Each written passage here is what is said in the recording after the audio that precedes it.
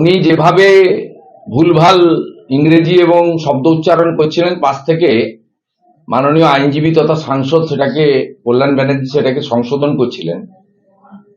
এটা পশ্চিমবঙ্গের মুখ্যমন্ত্রীর ক্ষেত্রে, পশ্চিমবঙ্গের মতো রাজ্য যেখানে শিক্ষা, মেধা ইত্যাদির ক্ষেত্রে অনেকটা রিচ হিউম্যান রিসোর্স আছে, এটা আমাদের পশ্চিমবঙ্গবাসী হিসেবে আমাদের লজ্জা লেগেছে। বাংলায় বলতে পারতেন, অনুবাদক রাখতে পারবেন, সেগুলোও নিশ্চয়ই সুপ্রিম কোর্টকে পিটিশন করলে অ্যালাউ করতো। তা প্রত্যেকেরই লিমিটেশন থাকে, কিন্তু এটা আমরা দেখেছি।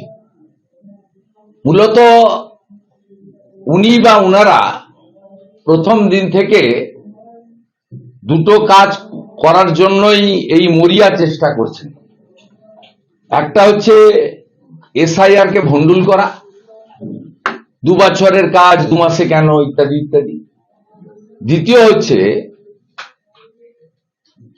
উনি চান 2024 সালে মৃত যুক্ত, ফেক যুক্ত, ট্রিপল ডবল এন্ট্রি যুক্ত এবং বাংলাদেশি অবৈধ অনুপ্রবেশকারী অর্থাৎ বাংলাদেশি মুসলিম এবং রোহিঙ্গা যুক্ত ভোটার তালিকায় নির্বাচন হোক।